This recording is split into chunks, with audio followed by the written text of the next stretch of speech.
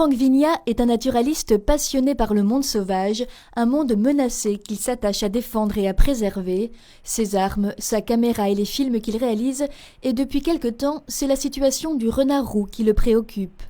Il me plaît parce qu'il est rusé, parce qu'il s'adapte à tout. C'est une espèce formidable. Elle a beau être traquée depuis des années, elle est toujours là. Parce qu'il est mal aimé, j'ai envie de le défendre, j'ai envie de mettre en lumière son rôle d'auxiliaire utile.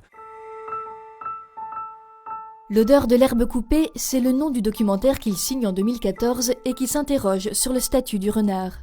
4 soirs que je ne vois plus la renarde. Hier, en fin de journée, elle était là, dans le haut du pré. Le renard ne laisse personne indifférent. Il me fallait comprendre les liens complexes qui unissent le renard aux hommes, de ceux qui l'adulent à ceux qui le traquent. Car l'animal est juridiquement classé nuisible, ce qui signifie qu'il peut être chassé ou piégé et abattu toute l'année.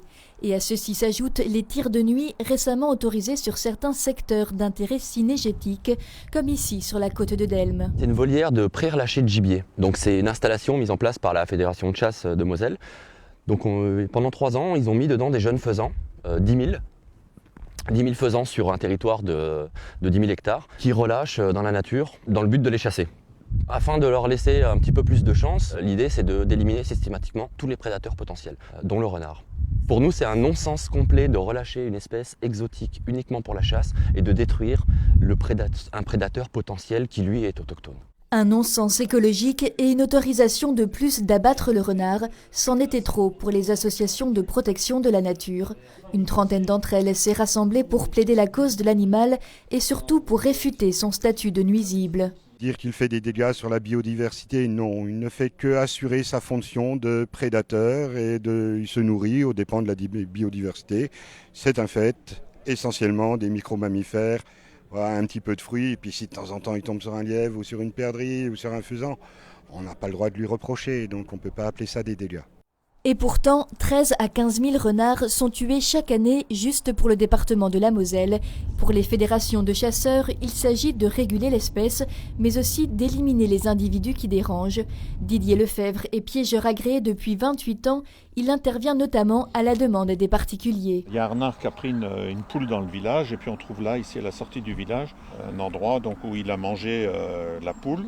Le renard s'est adapté son régime alimentaire. Au printemps, quand on a eu des problèmes de fenaison, là où la fenaison a été retardée, on a beaucoup de renards qui ne pouvaient pas aller mulotter et qui se sont rabattus sur les poulaillers. Après, on a des renards en milieu urbain que les gens voient déambuler dans leur jardin. Bon, ils n'apprécient pas trop, surtout qu'on attrape des galeux en milieu urbain. Et si demain, on ne peut plus réguler le renard, des gens qui se font tuer une vingtaine de poules vont se débrouiller, entre guillemets. Et donc ça va être du poison, ça va être des vieux pièges à mâchoire.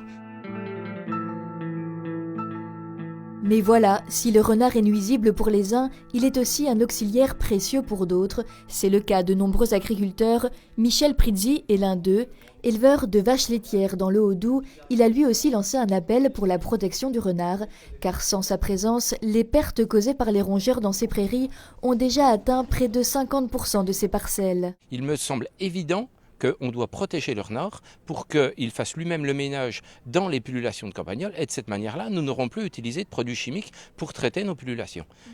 Produits chimiques très contestables d'ailleurs, qui fonctionnent assez difficilement et qui est très difficile à mettre en place. Donc le renard, il nous fait tout le travail, donc laissons-le tranquille, laissons-le faire. Laisser faire le renard, le choix appartient au pouvoir public. Son retrait de la liste des nuisibles a déjà été obtenu dans quelques départements tels que la Savoie ou la Corse. Quant à la protection complète de l'animal, elle est en vigueur depuis 2 ans au Luxembourg et même depuis 40 ans maintenant dans le canton de Genève.